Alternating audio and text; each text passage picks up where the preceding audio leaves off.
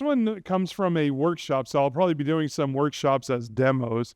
You'll have to put up with me on some of these because I'm just going to copy some stuff from my workshop. I have a full day workshop where I do a lot more with this kind of stuff. And to be honest with you, I call this one patterns, but only some of these are patterns. Some of these are techniques. Some of these are frameworks that I think people should know. So I have this one-day presentation on security principles. You know what? I should probably call it that.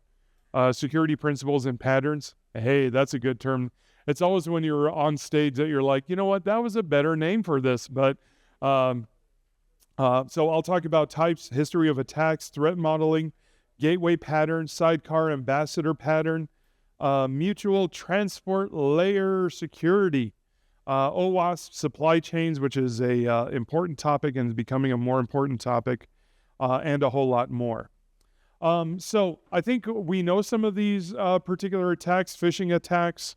I think for the most part, most of us, I would think most of the people in the tech community are not subject to this, but our parents are, right?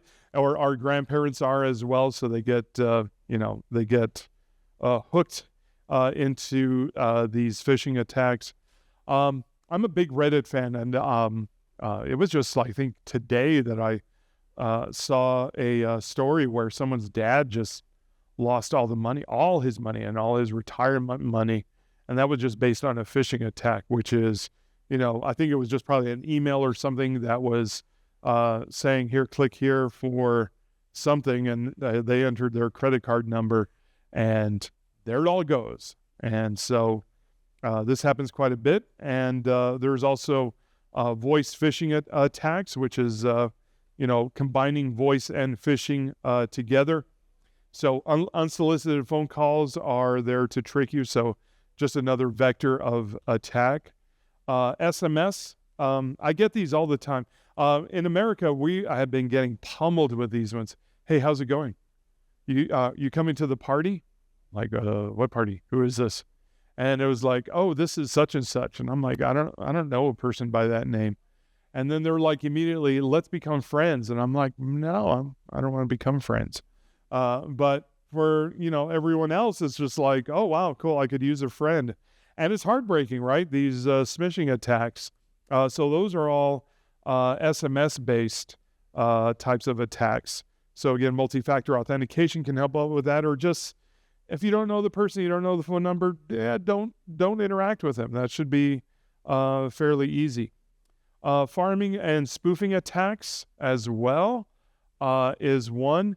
One of them is DNS, what's it called? DNS nesting or something like that, to where if you don't use a particular DNS, someone could find some way to override it. I don't know the technical issues, but I know someone within our podcast group that got attacked. They ended up getting a DNS, and they didn't end up using it. And I don't know the particulars about that, but through that DNS, they could just, reroute things over to a different site. So again, use certificates to have the legitimacy of your website proven. Those things are going to help out with that. Non-payment, non-delivery attacks. Well, we've had this even long before computers, right? Hey, give me the money, I'll send you the product, and you never see the product ever again. So non-payment, non-delivery of particular products. So get to know who the buyers are, but that's an example of fraud as well. Verify your buyers, your secure payments, and things like that. So extortion attacks as well. I think maybe even some of you have gotten this, and hopefully you didn't panic on this one. I got one email. Sorry if this sounds vulgar, but this is the way the email was. Hey, Dan, we tapped into your video camera, and you're a very naughty, naughty boy. And I'm like, what? What did you see? And like your brain is just like starts thinking about like, what did they see? Me waking up with bad hair or, not shaven face, or like, what did they exactly see? But they're trying to scare you, right? And so they're trying to extort you with any kind of ransom, coercion, or anything else like that. So just be aware of that kind of vector attack on a personal level. So just some personal things for you to be aware of. I think we're all like really smart here, but talk to your parents, talk to your grandparents as well, because these go on all the time. And you don't want your grandparents to lose money or your parents to lose money because guess who they're going to turn to? So definitely protect yourselves. So a lot of these are US based. I should probably have looked up some India-based major hacks because I'm sure you have your share. This one kind of started things moving. This one's the target attack from, I believe, 2014. Computer security system had alerted to suspicious activity after hackers infiltrated its network that particular year. But the company decided to ignore it. So 40 million credit and debit cards of shoppers were on the line here. And so Target, which I think is here. Anyone here from Target? You don't have to raise your hand. I don't even know why I did that to you. So 18.5 million. Oh, yeah, that's me. Yeah, we had to sell some claims. Yeah, that's what we had to do. Forced credit card companies to move to chip cards. Anybody know what year India went with chip cards on your credit cards? I think you were a lot earlier than the U.S. I know Europe was a lot earlier. I think everybody around the world was earlier than the U.S. The U.S. didn't want to put chips on their credit cards forever. They were dragging their feet. I don't want to pay for that. But then the Target thing that happened here in 2013 or 2014, started the whole motion thing to finally we get, chips on our credit card. Here's this one, RBS, Royal Bank of Scotland, able to access a database containing account numbers and PINs. 1.5 million cardholders' monies were stolen, totaling $9 million in 30 minutes. Head hacker was convicted, but then RBS continued to have problems and vulnerabilities ever since. This one is my highlight. Anybody know about JWTs and the hack that happened on that one? This one's horrifying. This one, JWTs, is used in SSH on Linux machines. Okay, it's a library that SSH is dependent on. So what happened on this one was the head developer was probably the main contributor. And then out of nowhere, someone said, I could help you. And so they ended up providing patches, and they were good patches. And that person had worked the head of this project through years and nurtured trust through years. And after the few years, this person decided to slip something in. Well, what happened before that was the head person for this particular project just said, I'm burned out. Here, you take care of the rest, or, I'm going to head over to vacation or something. And that was the moment that they were waiting for. And that one is really, to me, the most horrifying one, because it wasn't, I guess you could classify it as a non-zero day attack, because this was like over the course, many days, nurturing their way into the trust of the owner of this particular project. So multi-year social engineering, supply chain attack. I'm going to highlight that word there, supply chain attack. Installed the backdoor. They were likely very close to seeing the backdoor update merged into Debian and Red Hat. I believe it was an engineer in Microsoft was just doing some scanning, and they noticed like a few millisecond latency on the project. And they were like, ooh, that's odd. What's going on there? Otherwise, if that person didn't see it, this may have likely already just, been everywhere. Okay. The perpetrator never found. And this one started us thinking about, supply chains and where you get your particular libraries from and where you get your software from. So let me ask you, do you know where your dependencies are coming from? It's a good question. Do you know the dependencies that your dependencies are coming from, right? Your transitive dependencies. What are you relying on? And I think with this attack and many other attacks, companies are very leery now about what libraries you depend on. And I think less and less you depend on particular libraries that are on GitHub that have been abandoned. And you need something that is trustworthy, okay? And let me include this now before I forget. So determining supply chain attacks. So who are you dependent on?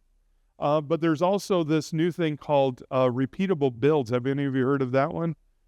So you have MD5 hashes, which is great, right? You download something, and what you're supposed to do, well, Maven takes care of this for you, so it's Gradle. But if you were to do this manually, if you download a jar file or a zip file from somewhere, you're supposed to take the MD5 hash of that file and take the MD5 that's displayed on the website. And if it matches, nothing happened on that download, right? Reproducible builds is, let me take the source code and let me build, and that's going to come up with a hash. And is that the same as the hash from just the root from the source code? And if you can't, why can't you? And so that becomes a part of it. So we're taking this part much more seriously because of that. All right. How many of you were stuck with log4j? The log4j, look at that number there. That really took a big chunk of your December of anyone who had to deal with that, right? So you had to replace the library, run that through your CI/CD, but a lot of places, one, didn't have their scanning up and running, or they didn't know about the news item, or they probably didn't worry about it. So they still had those vulnerabilities. But for those that were responsible, you patched it right away. Log4j had a patch, and once you applied that on there and deployed into production, then you were fine. But for a lot of you, deploying to production is a trial, right? That doesn't, for some of you, it doesn't take same day sort of thing there. So that thing was just lagging behind there. And it was an exploit, and it's just one of those things that they had to, mention it. They had to mention that particular exploit because they couldn't leave that in secret. But, kind of the bad thing about like being open is that everyone else gets to know about it. And they were using that to, attack websites, particularly U.S. Department of State and the Belgian Ministry of Defense, and probably some more. And it still remains popular and continues to this day. Equifax. Equifax, I don't know if you're familiar with that. I don't know if Equifax serves the Indian public here, but as far as the American public, it tracks all your credit ratings and whether you're credit worthy or not. But private records of 145 or 148 million, along with 15 million British citizens and 19,000 Canadian thefts were compromised. This led to identity theft, and the result was that they had indicted 4 members of China's military for that. But that was huge. So if you're not familiar with some of these concepts, let me just go ahead and state this. One is threat modeling, which is identifying what your software is and how are they at risk. And what you do is you create a simple matrix with the likelihood and the impact of that risk and what your mitigation strategy is going to be. So after a successful threat modeling session, you should be able to define the following. What's your asset? What's your security control? What are the likely threat actors that are going to cause harm? What is your attack surface? How are they going to go about to attack this? What is the threat, and what is the mitigation on how to avoid that particular threat? And if there isn't one, just know where that is, put some scanning on it, which would, be that mitigation that you would need. Okay. So who are threat actors? They could be end user. They could be internal. They already have privilege. And they could even have privilege like as far as an administrator goes. So you'll create a chart like this. If you or your company doesn't have anything like this, you're running the risk. Okay. So know what your components are. This is an example of a Kubernetes threat model, okay? Know what the assets are, know what the components are, know what the threat is, know what the security control is, and what the mitigation is to avoid that. Okay, cool. All right, well, let's discuss a couple of patterns then. One of them here is the gateway pattern. Gateway pattern, so you have some software out there like Kong is a gateway, but what the gateway does for us, services may have potentially sensitive information, and if a hacker is able to get into a hosting environment, then they have access to a gamut of information like credentials, storage keys, and data stores. So the idea for this is you can create a facade. So if you want to do this hand-coded, you could do so, or you could buy something off the shelf like Kong. But this is a gateway facade that will be in charge of accepting requests, sanitizing requests, validating those requests, and possibly mutating the request and changing things so that way they could be accepted by whatever service that you need. The idea for this is a client is going to go through one facade. They will not have direct access to any one of those services. And that one facade can go through different layers, like a security facade, a mutating facade, or other facades that are available. So one case study would be Kubernetes. So if you don't know about the internals of Kubernetes, the way Kubernetes works is you have an API server. It's its own API server. And whenever you do a kubectl apply, you're going through that API server. Everything is a REST-based API call. So when you use kubectl, that's what's happening on behind the scenes. There's an etcd database behind the scenes. So whenever something is successful, it gets stored onto etcd. And then once everything is known, then the rest of the components will then trigger off of that. So a scheduler would know, a controller manager would know what to do. Scheduler would then say, oh, cool, someone scheduled a pod or someone submitted a pod. I'm the scheduler, and so I'm going to decide where I'm going to deploy that to. But this is one case where you see an API server in action. It has a security layer on it, and this is how that works. So if you're unfamiliar with Kubernetes, here's how it works. Kubernetes has an authentication plugin, an authorization plugin, and something called an admission control internal to it. The authentication plugin, of course, just authenticates a person. A user is not something that Kubernetes deals with. A user is always an external concern because you have OAuth and you have other ways to go about it. So that's the authentication plugin. Then we have authorization, whether you're allowed to do things. And so those are where authorization plugins. And you can create your own. Then the next one's going to be the admission control, and admission control is more fine-grained for some of the things that you can do. And then finally, we have the validation over here, which is just doing some final validation and whether everything's going to go well. Okay, so I read all these already, and I already gave you the information for this. So you have a list of plugins. The first one to satisfy that will then go on to the next layer, and then the next layer, and then the next layer. And for authentication, again, user is not a thing in Kubernetes. It's an outside concern.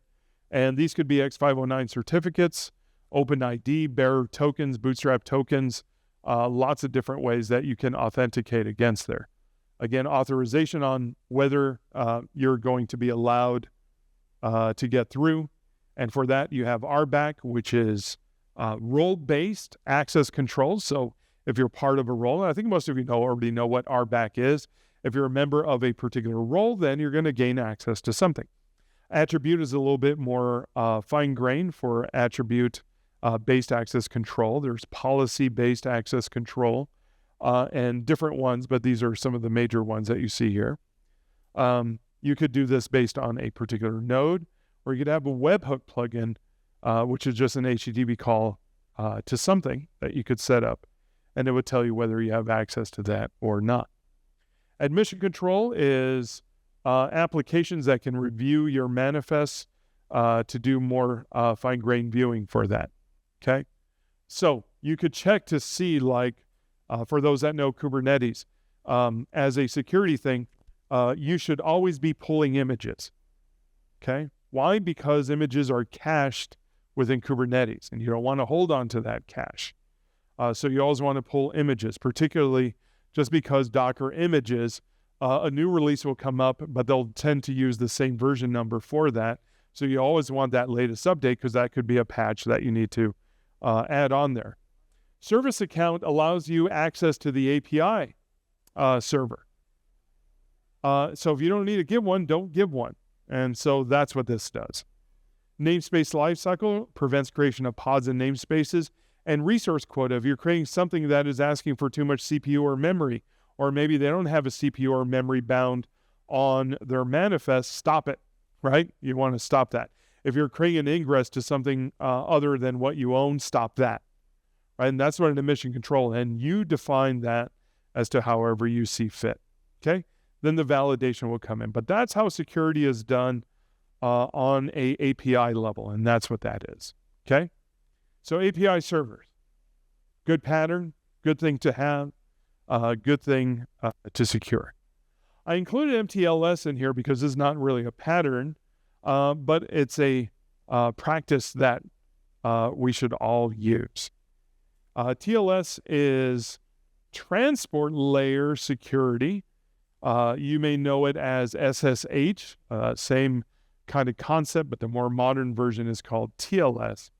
Mutual TLS is I write to you, you write to me, and we are doing a mutual TLS with each other, both directions, okay?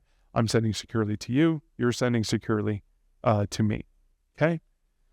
So here's an example of TLS. They're calling it SSL here, but same sort of idea here. And a little bit of PKI, or public key infrastructure is going on here. Let's take a look at number one. I'm a client and I want to connect to a server. So I'm requesting, hey, I want to talk to you. Hey there. So that's number one. Number two is, okay, cool. Here's my certificate, client. And so I'll take that certificate and I'll say, well, here's my certificate. Okay. And so that's 1 and 2. In fact, let me go 1, 2, and then let's go to 3, which is right above there. So server, let's say I'm the client, let's say you're the server. Server is going to say, here's my certificate, check me out. And so for number 3 here, I'm going to go to what's called a certificate authority. Okay? Now, how you go about doing this can either be on a grand scope like the internet, or a smaller scope like on Kubernetes, or your own. Like you can create your own certificate authority. And you could do that just like as a file as well, okay? So as part of my class here, I talk about how security works even on just the regular certificate level, okay? When you create a CA, that's really just a certificate that just validates who you are and identifies that, okay? You probably heard of self-signing certificates. You're using an authority to validate who you are, but who is that authority, right? And so the idea here is, I don't have my passport with me, but I have my driver's license in here, right? Who are you? Can you prove it? Yeah, here's what I have here. Now, this says New Mexico. Always, by the way, kind of funny, because I'll say, yeah, I'm from New Mexico. And I'm like, wow, you speak pretty good English for being in New Mexico. But New Mexico is a U.S. state. It is not Mexico, the country. So I was getting a little giggle out of that. But some of you, and kind of the funny thing, like during the intro, people throughout the last 2 days have been saying Albuquerque really, really, really well. And I'm like, I am impressed. Breaking Bad. Yeah, that's what it is. It's been Breaking Bad. So if you're a fan of Breaking Bad, that's where it is. I'm actually a mile from Walter White's house. And it just got sold. I think it got sold for $5 million US. The lady who owned the house for filming thought it was a good idea, but then it started getting too popular that people kept driving by and throwing stuff up on the roof. So if you know about the show, that's kind of what happened over there. But anyways, yeah, I have a New Mexico license. Who's my certificate authority on that license? Like if I provide that to somebody, well, that's why they use watermarks and other things like that to determine that, right? But a certificate authority made that happen. So whoever I say, this is me, that's what a passport is, right? You have a certificate authority, otherwise that's meaningless. Same sort of thing is happening with a certificate, okay? So I'm verifying that certificate. You gave me a certificate. Are you even who you say you are? I'm going to go to a trusted source, okay? And if that says, yeah, that's a valid certificate, then I am going to say, okay, server, I know who you are and I trust you. Here's my certificate. So that server is going to say, okay, I don't know who you are, client, but let me go and verify who you are. And so number 5 there will verify that certificate. And then number 6 finally would access that particular protected resource. By default, if you're running things on Kubernetes, you're likely not running mTLS because that is not the default whatsoever, okay? You are running without any TLS inside of your Kubernetes. And that may be okay-ish because you definitely should have TLS before coming into your Kubernetes cluster. Internally, you could run a risk, and it may not even be that bad, but if you want things secure, you definitely want mTLS within Kubernetes, so you would have to work up to that, okay? For mTLS, if you're doing an ingress controller, you want to set up mTLS for that because that's going to communicate to the rest of your services, create certificates, create Kubernetes secrets, and deploy your application. So most certificates have these fundamental identities here: CN, CA, server certificate, client certificate. And this is the way you go about it. I'm not going to go through each individual part here, but OpenSSL, X509 is the certificate on how you create that. So right up here, this is generating a CA key in the certificate. So that's your CA. Then you can create a server key, and then you can create a client key. One of the things that you should typically notice here, this is the common name for it.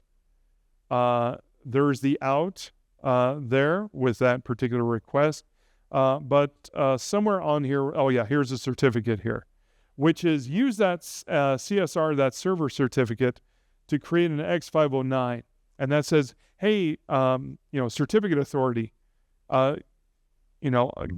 validate this key for me. I know who you are. You should know who I am. So validate that for me. So if anyone comes asking, they should provide access to that. And so if you want to do mTLS in something like Kubernetes, then you could do something like this, okay? Add whatever certificates that you need, but the clients are going to have to know how that works, okay? Here's the ingress controller here. And so what you could do is, if you have a TLS that you wish to use, you could have that there within your certificates. Test things out. And so you could do something like curl, wherever you want to, connect to. Tell it where your certificate is and what your key is, and then you'll be able to gain access to it, okay? And that's how that works. That's a lot of work. You're like writing this down. Oh my gosh, do I have to do all this? So one way to, this has its own complexity as well, but it should ease up for you in order to do mTLS. And that's called a service mesh. Service mesh is a part of a ambassador pattern. So there's a security pattern to know on this, and that's what a service mesh or a sidecar will do. Sidecar is named after, I think most of you probably know what a sidecar is. I think I've seen 2 already, actually. So for the motorcycle, you have that sidecar next to it, okay? But in Kubernetes, for example, you deploy 2 pods. No, wrong. I said that wrong. You deploy 1 pod, and within one of those pods, you have 2 containers. One is the major reason for that pod's existence. The other one is going to be the sidecar that's associated with that. Service meshes are awesome because they have service discovery, traffic management, but they also take care of that security for you as well. And there are different kinds. I'm a big fan of Istio, but there are other ones to choose from. This uses OSI layer number 7. I think many of you know this OSI layer model. So there's number 7 right up there. That's the application layer. Istio is one that handles this for you. So instead of handling all those certificates as is. One of the things that you can have then are these proxies in here. This takes care of that for you. All you have to do is just write the service and deploy that particular service or whatever microservice that you have. But this proxy in here is going to handle that communication and handle things like certificate rotations, right? Long before the certificate's going to expire, get a new certificate and roll that out. And those are things that you don't have to worry about because Istio will take care of that for you. And that's the awesome thing. So it uses something called Citadel in order to do that TLS management. Otherwise, you got to do all this whole manual management, okay? So anyway, I'll just skip that one because what we're going to be talking about here is the ambassador pattern, which is an important pattern when it comes to security as well as other things, where you get circuit breaking, monitoring, and other items like that. I don't want to write that into the application myself. I'd rather have somebody else do that.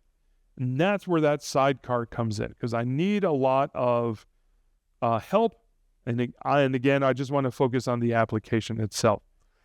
Here's an example of circuit breaking, not necessarily having anything to do with security, but if I am making a synchronous RESTful call somewhere else and that that particular endpoint is down, I should have a circuit breaker to keep me from like continually harassing that RESTful endpoint.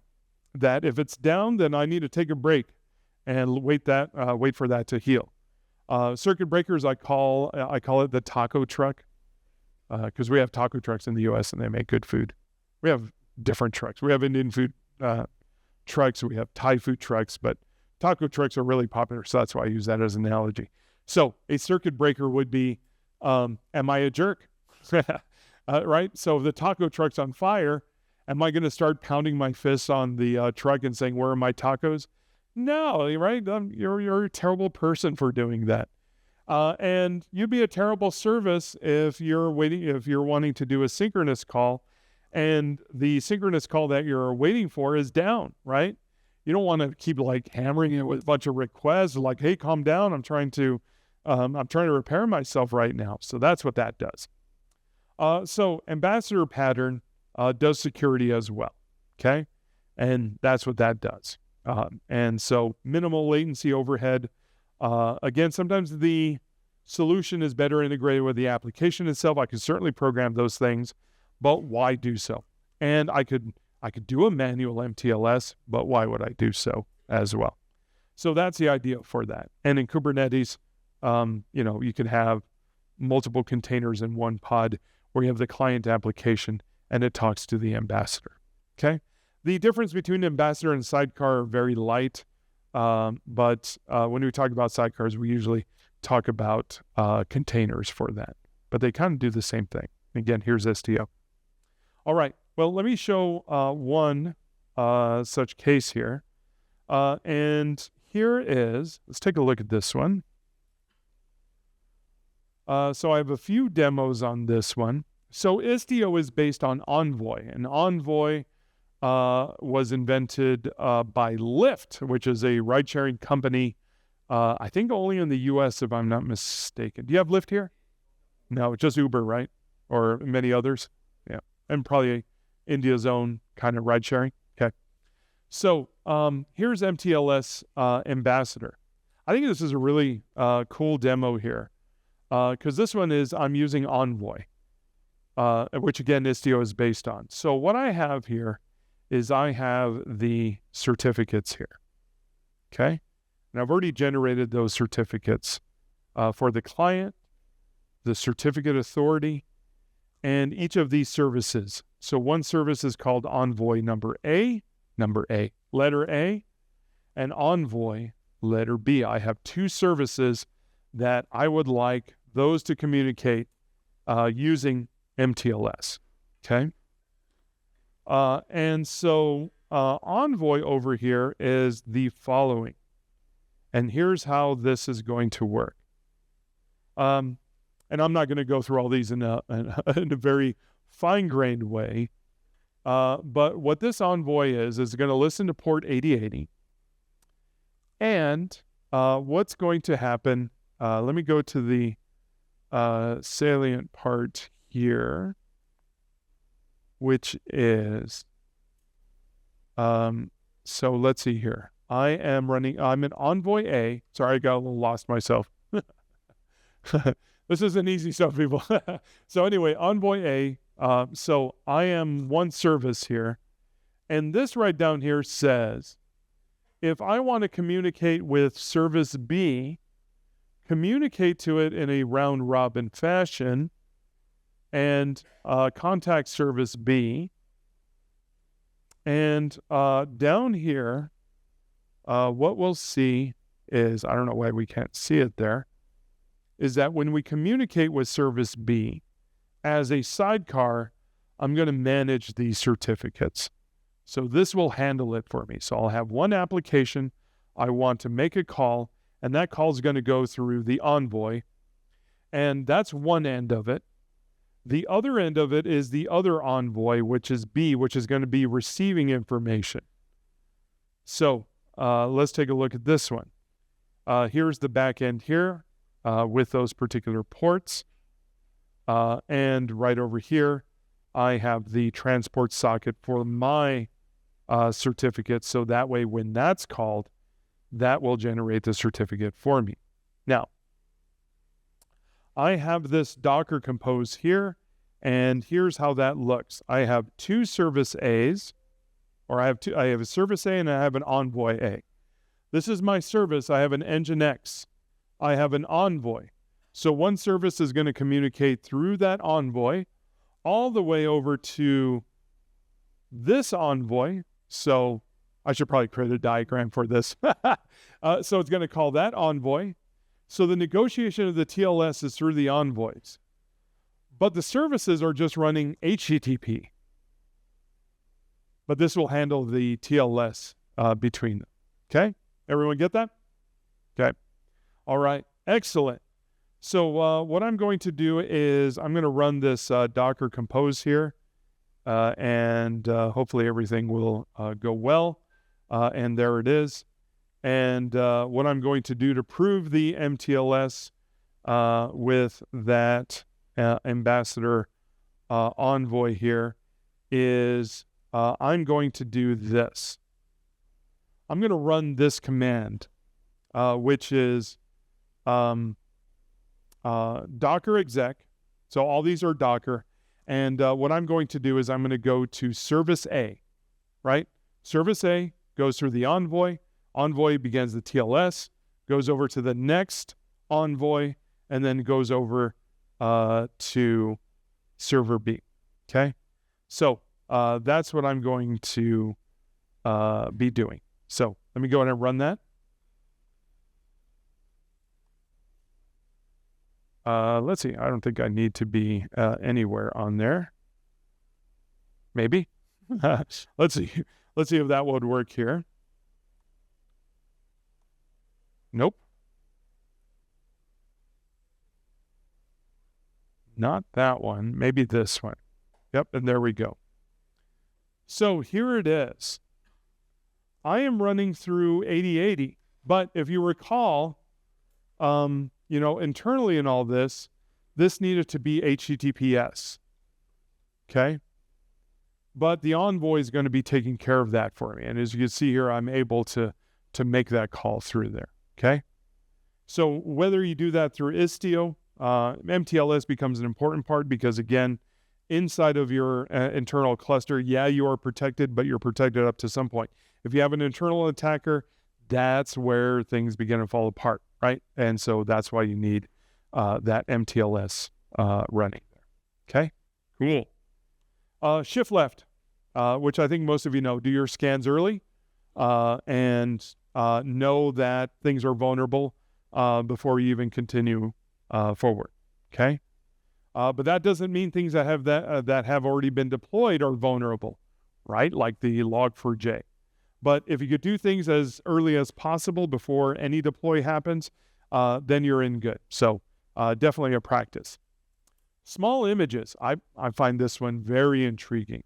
So for the CIS benchmarks, which offers benchmarks and recommendations, Use multi-stage builds to produce a final image, so that way it's as small as possible. You have a smaller attack surface by creating a smaller image, okay? Pay close attention to the run commands when reviewing Docker files, okay? Don't include sensitive data in Docker files, right? And so this is a big thing that we need to do. Here's an example of Go. The top part right over here on this multi-stage build, for those that don't know, multi-stage build is this part does the compiling, and this part is just a raw container in the small, and all this is going to do is just run the application. But that's what a small image does. So what makes this a multi-stage build? That as builder that you see over here. Because one of the things that you'll notice here, see this copy? So what this is going to do is it's going to compile. But right over here, this is going to copy from this stage, and it's going to copy the app main. Okay? How is this done in Java? Well, let's go ahead and take a look right over here to see how that's done in Java. So here it is under small images. When did I get started at 4:30? Okay. I'll just get to the point. I won't run this demo, but if you're interested, in fact, if you're interested in my whole class that I have for this, I have well-written labs like this. So if you are interested, come see me afterwards. Where is that lab? Yeah, here it is. But this is only a shorter version for this. But here's the small Docker images. In fact, I'll just use this to describe it on how you do this with Java. Have any of you ever done this for Java? Yeah, oh, everyone has. Okay. Well, you're way ahead. All right. But for those that don't know, this one is, what does this look like if I just ran a Java? Okay. Well, you could do so, and you could build it, and you could run it. But when you take a look at the size, it's going to be fairly large. It's going to be like 400 megabytes. So if you replace it with this, so let me ask this one. Everyone had like a resounding yes. So is everyone okay with JDEPs and JLink? Does everyone know what that is? Oh, I got a silent there, right? Okay. So I'm wondering what everyone else was doing because everyone said yes. I'm like, how are you going about it? But let's talk about this one. So you end up with like 400, 500, maybe 600 megabyte because you're bringing in so much of the JDK and putting it into a Docker image, including desktop and a bunch of other stuff that you're probably not even using for your application, right? Why are you bringing this along? How many of you how should I word this? How many of you despised the module system when it came out, JPMS? You're like, what? Why did you bring this in? Who asked you to do this? It wasn't until later for myself that I realized, man, doing this module system thing is absolutely great. Well, let's talk about it. This top part here I'm going to call build. Okay? And what I'm going to do here is, load some stuff up, load the source file and libraries, and right over here I'm going to do the compilation as part of this. Now, this part over here, let me caress this lovingly here. I love you. This is JDEP. So what JDEPs is going to do is you call JDEPs, you give it the target of the class and whatever dependencies that you have. And what you'll do here is that this will say, what modules are you actually using? So in my application right over here, when we take a look at small images, this is what it comes out. So for my application, I'm using base and I'm using HTTP server. I don't need the rest of the JDK. Why should I bring that along? Right? And that's what's getting displayed there. So we continue. That's what JDEPs does. Look for which modules you're actually using and list them out into this modules.txt. The next part then is JLink. JLink is, hey, do a cat of that modules here, and we're going to output this into a folder called custom JRE and compress it as well. And so this is JLink. And so what JLink does is it creates for you a Java runtime environment with only the modules that you list out here. Now your size is going from a 600, right, to a 400, maybe even a 200, very small size, because remember, the larger Docker images are, the more vulnerable you're going to be, okay? And so that's what that part is. Now, here's the second stage here. I don't need this. OpenJDK is big. But let me go ahead and start up a new container now, Debian Stable Slim or something small, and then just copy the JRE, just copy the target and the libraries, which have already been compiled. They don't even need to the source code. Create a work directory and run Java from that. Done. Right? Now you have a very small container for that. All right. Wonderful.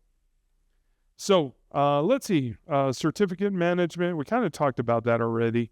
Let's just jump right over here to Valet Key. Anyone hear of Valet Key as a pattern? Here's this one. So services may reach to a storage account and stream it to a client, accept a payload from a client, and store it into a storage account. And so we could provide any client access to a data store without interaction to a service or any kind of middleman. So in other words, Valet Key is, do you have this in restaurants, particularly fancy restaurants? You go up and you give them the key and supposedly you trust them, and then they go park your car. Well, that's a Valet Key. Before, like older cars, you would have a different key. Like your driver key would be black and then the valet key would be gray. But a lot of the new ones have that thing where you can open it up and you can give them the fob, but you keep the rest of your keys. Those are great as well. But anyway, that's the whole idea here. So you go through a gateway, typically if you go through a gateway and then you go to that gateway, you go to the application and the application says, I'm going to go to an S3 bucket, grab whatever resource I need and then hand it back to you. Why should you involve the gatekeeper in this case? Valet Key is, I'm going to provide you with that particular key. And you could go to the S3 bucket yourself, but it's going to be very limited. I'm only going to give you one bucket, and I'm going to give you a time to live on it. So you only have 1 hour to get done with your job, whatever it is that you need to do. So there's a little bit of a trust for that. So that's the idea here. A Valet Key is going to be given over to the client, and then the client is going to have direct access to whatever resource you want. Could be an S3 bucket, Postgres, RabbitMQ, AWS, cloud platform, or whatever it is that you need.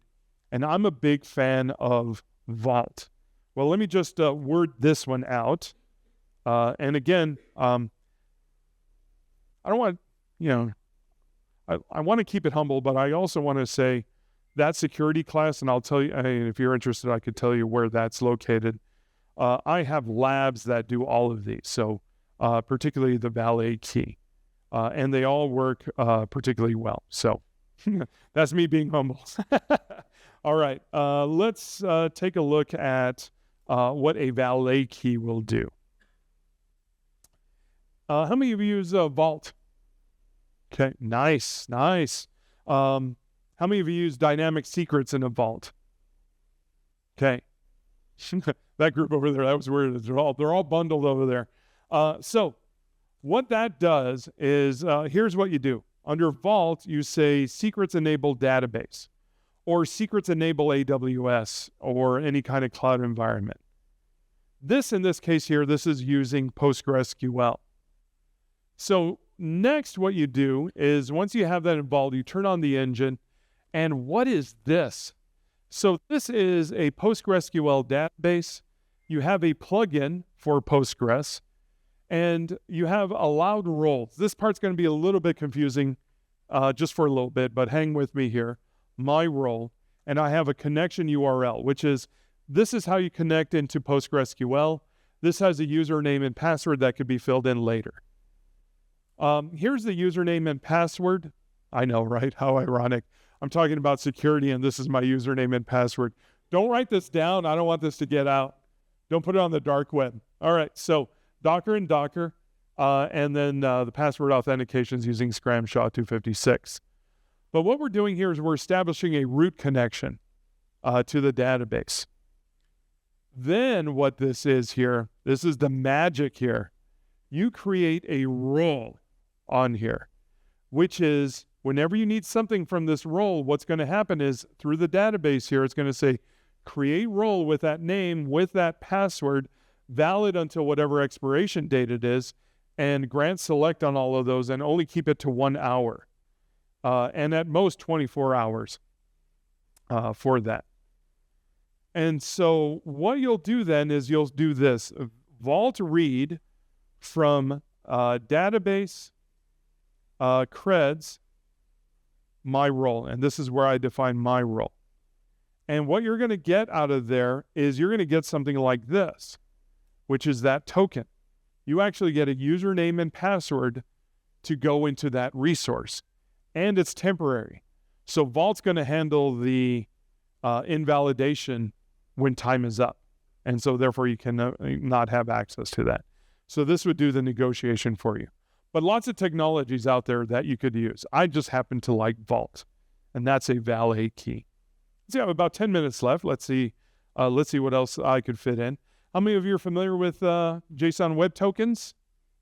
This is I kind of figured the hands were going to be a little bit larger on that one. In my app here, let me just state here what this is. So here, let me turn this one down or turn this one off. How many of you are architects? Okay. Do you know about, because for a lot of you architects, you want to do a modeling, with smaller based applications, so that way you can convey what your ideas are to the developers. And so let me ask you this. What do you use for like a web server to prove something, a proof of concept? What do you use for that? Anybody have one? Okay, let me just mention this. I like Java a lot. And I was using Flask for a while there. And I'm like, why am I using, I like Python, but it's not my game, man. It's just like, I like to use Java. In JDK 17 came out with something called Simple Web Server. And it didn't get a lot of fanfare, and which is a shame. Because this is our version of Flask. Have you ever used Python Flask before? Python Flask is wonderful, right? You have the like little paragraph there and it does whatever kind of job you want. I'm like, wow, that's really nice. I wish I had that for Java. We have had that for Java since JDK 17. It's called Simple Web Server. And in this one here, in this particular Simple Web Server, here's how it works. Look at that. Beautiful. Port 8000, create a context. I have a handler here and I have a login in here. So I got a lot of code in here. Let me do just a quick run on this here. Yeah, let me go ahead and run this server. Let's see, could I just run it like this? I think so. And this would show what OAuth would do. And it's worth knowing OAuth for some of those that didn't have their hands up over here. Let's take a look here. So, by the way, IntelliJ users, did you know this? I think you have to have the Ultimate Edition, but you can create a HTTP file and just run your commands from there. Okay. Some of you are like, yeah, I know. Some of you are like, oh my God, that's amazing. Anyway, so right over here, I am, here, I'm going to try to get something without a token. And this is a response I get, which is like, I don't know who you are. Okay. So let me go ahead and get a token. And so if I have the correct credentials, what this is going to do is say, hey, welcome. Thanks for the login. I'm also going to give you this particular token. The benefit of this is because cookies are like per server. But when you go through a load balancer, you have different servers that you talk to. So this is giving you the bearer token in order to handle that particular session. So that way, it doesn't matter, which server you end up going to. This is more going to be sent over to the client. And there it is. Plus, it has other information, okay, that is included with it. So if I go ahead and copy this token and bring it in here, then I could just make other calls with a valid token, and I'm able to communicate with that. Oh, claims, that's what it was. I forgot what the term was. You can kind of see that over here, and there it is. That's what the claim is. Let me end on this particular one here. I think I got most of it, but let me talk about this one here, because I think this will be the important one, and this will be the last topic that I'm going to be discussing here. Biden administration for the U.S. had made this mandatory. You probably heard of this as well, since a lot of you deal with U.S. companies as well, is that we need to know our supply chains. We need to trust our libraries. We need to trust the applications that we are using. So supply chains is becoming a really, really big thing. Who are you relying on? What open source software are you using? And do you have something that will list that out as a bill of materials, right? This is also like car products, right? If you're building a car, where are you getting your wheels? Where are you getting the steering wheels? Where are you getting the metal? Where are you getting the seat belts? Things like that. And do you trust them? Your software is going to now go under the same rigor, right? And that's what this is. So if you're not dealing with a SBOM or software bill of materials, you need to get on that immediately. There are different ways that you could go about doing that. CycloneDX, SPDX, and SWID tags for that. SPDX and Cyclone are probably the popular ones. CycloneDX is by OWASP. SPDX is by the Linux Foundation. So let me just show a little example here. Now, if you want to take a look at my full-length class, I end up using that with Jenkins, and Jenkins will take a look at all the vulnerabilities based on the software bill of materials.